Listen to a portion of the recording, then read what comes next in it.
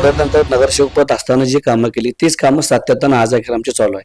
आणि सर्वात महत्वाचं म्हणजे ह्याची जर तुम्हाला माहिती पाहिजे तुम्ही भागात तुम्ही कुठल्याही तुम्ही एखाद्या भागातून तुम्ही आमच्याबद्दल माहिती घेऊ शकताय. कसं असते स्वतःच कौतुक स्वतः करणं कधी चांगलं नसते. बरोबर आम्ही काय केले तुम्ही म्हणजे कधी जनतेशी तुम्ही आता भेटणारच आहे, संपर्क घेणारच आहे. बरोबर कारण बरोबर. निवडणुकीचं बिगुल वाजल्यानंतर तुम्ही आमच्याशी नुसता संवाद साधणार नाही तर जनतेशीच निश्चित संवाद साधणार. तर तुम्हाला माझं असं वाटतं की ह्यापासून माझ्यापेक्षा उत्तर जनताच देईल. अगदी बरोबर आहे. जनतेकडून आम्ही आता ऑनलाईन सर्वे चालूच केलेला आहे, त्याचंही उत्तर आपल्याला मिळेल लगेचच थोड्या दिवसामध्ये. आता याच्यामध्ये सगळ्यात महत्वाचा एक प्रश्न असा जाणवतो की ह्या निवडणुका लागल्यानंतर हे परत पुन्हा महापालिका संपूर्ण कार्यरत झाल्यानंतर सर्वप्रथम तुम्ही कुठल्या गोष्टीला प्राधान्य द्याल? काय काम तटलंय की आता पहिल्यांदा त्याच्यावरती आपण हे केलं पाहिजे? कुठले काम? प्रभागामध्ये आमचा एक विषय असा आहे की आमचा इच्छा मला सगळ्यात शेवटचा भाग होतो त्याला लागून कबरू राहते लागते. तर फार लांबून म्हणजे जवाहरनगर वगैरे एकवटे आमच्या एक सारंगट्टीचा पाण्याचा जो विषय होतो आणि त्या सारंगट्टीचं पाणी मध्यंतरी आल्यामुळे स्वामी मळ्यामधल्या म्हणजे 25-30 घरामध्ये पाणी वारंवार जात असतं. तर सुरुवातीला महानगरपालिका झाल्यानंतर तुम्हाला सांगतो आम्हाला आमदार राहुल आवडे साहेबांसाठी तरतूद करून दिलेलीच आहे. तिथले लवकरात लवकर सारंगट करून आम्हाला ते कामं तिथले पूर्ण करून स्वच्छतेचा विषय फार मोठा आम्हाला करायचा आहे. बरोबर आणि त्याच्यानंतर सगळ्यात महत्त्वाचं म्हणजे भागामध्ये आज तरुण पिढीकडे बघायला गेलं तर तुम्हाला सांगतो की तरुण पिढी व्यसनाधीन होत चाललेली आहे. तर माझा असा विचार आहे की ज्यावेळी आम्ही बाबा महानगरपालिकेमध्ये निवडून जाईल किंवा ते जनतेने ठरवणार, पण एक समाजाचे उपयोगाचे कारण म्हणून एक व्यसनमुक्ती केंद्र मला माझ्या प्रभागात चालू करायची फार मोठी इच्छा आहे. एक तरुण पिढीला चांगला संदेश देण्यासाठी. कारण ती काळाची गरज होत गेलेली आहे. काय आहे की साक्षर आणि असाक्षर ही दोन्ही पण मुलं आज तुम्हाला सांगतो बेरोजगार झालेले आहेत. बरोबर. नुसताच बाबा तुम्ही शिकला म्हणजे नोकरी मिळते अशी पण तुम्हाला सांगतो संकल्पना राहिलेली नाही. तीच पालकांची पण वृत्ती झालेली आहे. कारण आमच्या मुलाला किती शिकवून काय नोकरी लागणार आहे. बरोबर. तर याच्यासाठी तुम्हाला सांगतो काय तर नवीन नवीन कंपन्याशी टाईप करून किंवा काय करता येतं ह्याच्यावर मी थोडा अभ्यास करत आहे. आणि मी निश्चितच प्रयत्न करून निदान माझ्या भागापुरते जरी मी 20-10-20 लोकांना जरी नोकरी लावलो तसं प्रत्येक प्रभागातलं नगरसेवक थोडं थोडं करत गेलं तर मला वाटतं की निश्चितच 1% का होईना कुठं सुशिक्षित बेरोजगार प्रमाण कमी होईल अशी माझी इच्छा आहे. नाही अगदी बरोबर आहे. जनरली आपण पाहतो की आजकाल अल्पवयीन गुन्हेगारांचं प्रमाण खूप वाढलेलं आहे. बरोबर. आणि व्यसन हे खूप पलीकडचं गेलेलं आहे आणि त्याच्यावरती सगळ्यात जास्त लक्ष केंद्रित करणं म्हणजे तुम्ही पुढं आमच्या शुभेच्छा आहे तुम्हाला पुन्हा एकदा नगरसेवक व्हावं. या माध्यमातून सरांनी आता सांगितल्याप्रमाणे आपल्या प्रभागामध्ये देखील असे काही प्रकार घडतात. तर याला आळा घालून नुसतं रोजगार आणि आपण व्यवसाय संधी उपलब्ध करून देणे, पहिला त्यांना त्यापासून परावृत्त करणे आणि मग त्यांना चरितार्थासाठी एक मार्गदिशा दाखवणे. आता मला एक छोटासा असा एक उपप्रश्न वाटतो की वहिनी मला वाटतं भाजपच्या याच्यावरती निवडून आले होते. प्रभाग क्रमांक हा 11 आहे. याच्यामध्ये आपण स्वामी मळा सोसायटी शास्त्री सोसायटी बघितलं तर बहुल मुस्लिम समाज पण आहे. आणि आता भाजपाचा चेहरा हा एक बाजू हिंदुत्वाचा चेहरा म्हणून पण पाहिला होतो. तर ह्या हिंदुत्वाच्या चेहऱ्याला मुस्लिम तुमचे जे मतदार आहेत त्यांच्यासाठी तुम्ही कामं केलीत त्यावेळेस तुम्ही जातपात काही पाहिली नसणार. तर आता त्या लोकांचं काय मत आहे? आज अखेर मी तुम्हाला सांगतो मी राजकारणात पडल्यापासून गेले 10 वर्ष आम्ही त्या लोकांच्या संपर्कात आहे. एका ताटापासून आम्ही सगळेजण जेवत असतो. आमच्या प्रभागात तर आम्हाला कधी असं वाटलेलं नाही. हे तुम्हाला सांगतो माहिती आहे ज्या लोकांना काही गोष्टी ठिकाणी अपयश पडणार आहे ना ते लोक याचं भांडवल करतात आहे. पण मला अजून म्हणते की अजून आपल्या भागामध्ये किंवा आपल्या ठिकाणी माणसातली माणुसकी जमा आहे आणि ते लोक जपत आहेत. त्यामुळे आम्हाला मुस्लिम समाजानं असं केलं किंवा आम्हाला डावललं नाही आणि सगळ्यांचीच कामे केलेली आहेत. आलेल्या योजना सगळ्यांच्या थरावर आम्ही पोहोचलेल्या आहेत. त्याच्यामध्ये असा काय क्रायटेरिया नव्हता की बाबा हिंदू लोकांचे रेशन कार्ड चालू होणार आहे मुस्लिम लोकांना होणार नाही. ही पेन्शन सगळ्यांनाच लागू केल्या, सगळ्या योजना सगळ्यांनाच मिळाल्यात.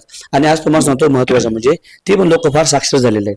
त्यामुळे मला असं वाटत नाही की बाबा हे कुठे समाजाचे जातीभेद होऊन राजकारण होईल असं मला काय वाटत नाही. बरोबर. ते लोक निश्चितच आमच्या संघर्ष सोबत कंटिन्यू राहणार.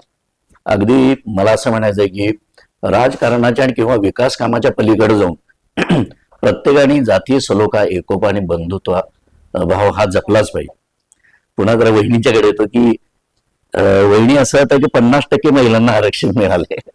मग आता तुम्ही इतक्या तयार झालेल्या असणार या 9 वर्षामध्ये सरांची गरज लागेल असं वाटतं का तुम्हाला? लागणार की असं की नाही की म्हणजे एखादा प्रश्न जर समजा माझ्याकडून नाही सुटला तर मी त्यांच्याकडेच जाणार. साहजिकच असं काही नाही की एकट्यानंच प्रवास पूर्ण होत नाही, जोडीनं प्रवासच करावा लागतो कोणता पण असू दे. म्हणून तर कोर्टाने आदेश दिला की 50% महिलांनी 50% पुरुषांसाठी. तर महिलांनी राजकारणात येण्याविषयी तुमचं काय मत आहे? किती धडाडे आणि किती हे दाखवावं त्यांनी? आता तुम्ही म्हणाला तसं महिलांना 50% आरक्षण सगळ्या क्षेत्रात आहे. मग आता महिला आता बाकीच्या कोणत्याही क्षेत्रात मागे नाही आहेत. सगळ्या क्षेत्रात जर त्या पुढे आहेत तर त्यांनी राजकारणात सुद्धा यावं अशी माझी पण अपेक्षा आहे. बरं. आणि पण त्याला तसा घरचा सपोर्ट पण खूप महत्वाचा आहे. एकट्यानं होत नाही. 50% आरक्षण दिलं पण त्या आरक्षण बरोबर घरच्यांचा विश्वास, त्यांचा पाठिंबा, घरच्यांचं त्यांची संरक्षण सोबत खूप गरजेचं आहे. नाही, अगदी खरं आहे. पर्टिक्युलरली असं होतं सर की पर्याय नाही म्हणून पत्नीला उभं केलं होतं, बरोबर. पण आता तुमच्या बोलण्यावरून असं वाटतं की तुम्ही अजून उत्सुक आहात. आता हा खुला प्रवेश आहे काय मला माहित नाही, जाणून घेऊ. मग तुमच्या दोघांच्यात कॉम्पिटिशन लागणार काय? नाही. जरी ते म्हणतात ना की खुल्या वर्गातली पुरुष जरी मिळाला तरी ते उभा राहतील, त्यांच्या माझा पाठिंबा असणार आहे. खुल्या वर्गातील महिला जरी उभारले म्हणजे जे असेल आरक्षण पडेल त्याच्यावर जरी मी उभारले तर त्यांचा पाठिंबा असणारच आहे. आणि असं काही नकोय की तुम्ही आता समजा मी आता राजकारणातून थोडीशी बाजू झाली त्या नावातून, त्या लिस्टमधून, पण जसं सरांनी तुम्हाला सहकार्य केलं की पर्टिक्युलरली महिला बाल कल्याण सभापती वगैरे असताना, आणि आम्हाला अजूनही असं वाटतं की तो कोरोना काळ होता म्हणून मदत केली असं नको. गरीब गरजू महिलांना अजून ती मदत मिळावी आणि तुमच्या माध्यमातून मिळावी, त्यासाठी तुम्ही सगळ्यांनी मिळून कार्य करावं असं मला वाटतं. आता मला सांगा की ह्या 5 वर्ष तुमचा कार्यकाळ राहिला, सगळ्यात कठीण आणि आव्हानात्मक गोष्ट कुठली वाटली तुम्हाला या राजकारणामध्ये? काय कठीण वाटलं सर, सांगू देत, म्हणजे सरांना जास्त कळलं. राजकारणाच्या काळामध्ये तुम्हाला सांगतो अगदी सहज आनंदानं तुम्हाला सांगतो मी सगळा प्रवास केला आणि लोकांनी प्रशासनाने मला फार मोठा सहकार्य केला. सगळ्यात अवघड कार्यकाळ गेला म्हणजे कोरोनाचा. अच्छा. फार बिकट आणि वाईट अवस्था होती की आपलीच माणसं आपल्या माणसाला हात लावत नव्हती. आणि ज्यावेळी घटना घडल्या डोळ्यानं बैठ तेव्हा डोळ्यात पाणी आलं आम्हाला की आपल्याच माणसाला आपण धन द्यायला 5-5 फुटावलं लांब लांब अंतर करायला लागलो. बरोबर. तो फार प्रसंग फार वाईट होता. पण त्यावेळी तुम्हाला सांगतो की स्त्री साक्षर असणं का गरजेचं आहे त्यावेळी मला म्हणजे जाणीव झाली. माझी पत्नी त्यावेळी हेल्पलाईन चालू केली. रात्री 2 वाजता सुद्धा तिला फोन आली तर ते ह्या दवाखान्यात तुम्ही जाऊन ऍडमिट व्हा. मी तिथं डॉक्टरने सांगितलंय. ही सगळी ती स्वतः ऑनलाईन ऑपरेट करत होती. हिचा मला एक फार मोठा त्यावेळी आधार झाला. आणि म्हणजे म्हणून काय म्हणतोय की एका कुटुंबामधल्या एक स्त्री साक्षर झाली तर ते कुटुंब साक्षर होते. बरोबर. तसं मला माझ्या पत्नीने तुम्हाला सांगतो पावला तुम्हाला सांगतो मला सहकार्य करत गेली. कोरोनाच्या काळामध्ये तुम्हाला सांगतो लोक उपासमार म्हणून तुम्हाला सांगतो आमच्या घरातून आम्ही 24 तास दार उघडं होतं धान्य नेण्यासाठी. आणि त्यावेळी तुम्हाला सांगतो हिने सुद्धा सपोर्ट दिली. हे फार महत्वाचं आहे. आणि तो प्रसंग मला फार कठीण वाटला.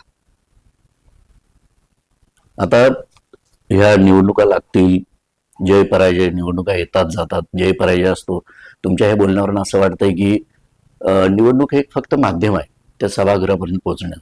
त्याच्यामध्ये समाजसेवेला कोणी अडवू शकत नाही. हा, थोडी गती प्राप्त होते, प्रशासनाचं सहकार्य मिळतं, पक्षाचं पाठबळ वगैरे मिळतं, ह्या सगळ्या गोष्टी आहेत. आव्हानात्मक आता सगळ्यात पहिल्यांदा तुम्ही सभागृहात गेल्यानंतर पहिलं काम कुठलं हाती घेणार? मूलभूत गरजा तर आहेच, त्यात त्रिकालाबाधित सत्य आहे की अजून आपण कित्येक वर्ष झाली म्हणतो की इचलकरंजीतील नागरिकांना स्वच्छ आणि नियमित पाणी मिळावं, हा प्रश्न आहे. आता हा खूप वरच्या पातळीचा प्रश्न आहे. तुम्ही म्हणता की मी टँकरनं वगैरे सगळ्यांना पाणी पुरवलं वगैरे, ठीक आहे, पण ही जी उपाययोजना ही तात्कालिक स्वरूपाची आहे. तर त्यासाठी सगळ्या तुम्ही नगरसेवक आणि नगरसेविकेनी, महापौरांनी प्रशासनाचा पाठलाग करून त्यांच्या पाठीमागं लागून इचलकरंजीची सगळ्यात महत्वाची गरज म्हणजे स्वच्छ आणि नियमित पाणी मिळावं, ही प्रचंड काळाची गरज आहे.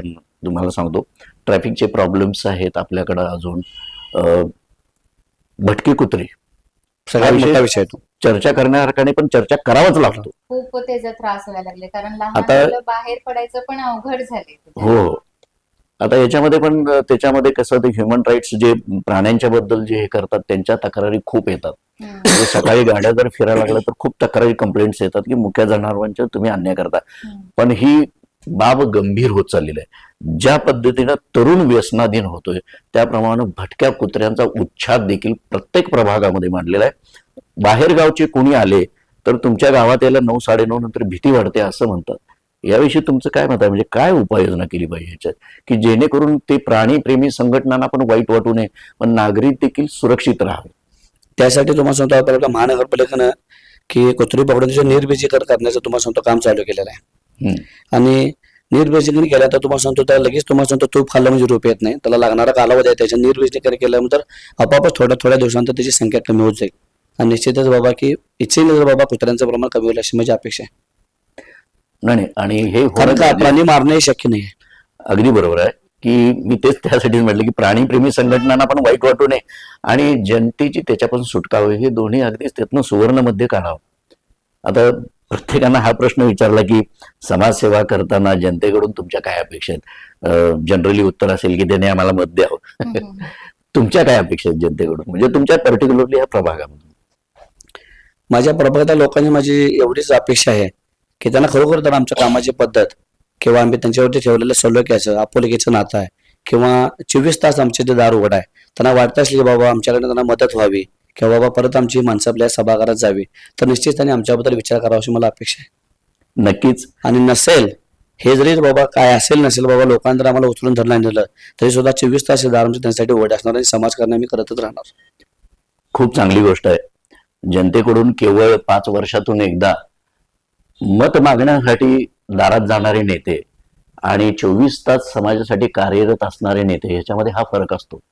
आज आपण सुकुमार पाटील सर आणि त्यांच्या सुविद्य पत्नी माजी नगरसेविका महिला बाल कल्याण सभापती सौभाग्यवती सारिकाताई पाटील यांच्याशी मनमोकळेपणाने गप्पा मारल्यात. त्यांचं व्हिजन काय आहे, त्यांनी पूर्वी केलेली कामं, पालिका बरखास्त झाल्यानंतर मध्यंतरीच्या काळात केलेली कामं आणि त्यांचं व्हिजन हे स्पष्टपणे त्यांनी आपल्यासमोर मांडलेलं आहे. आमच्या मँचेस्टर टाइम्स कडून त्यांना राजकीय वाटचाली पुन्हा एकदा मनापासून शुभेच्छा. धन्यवाद.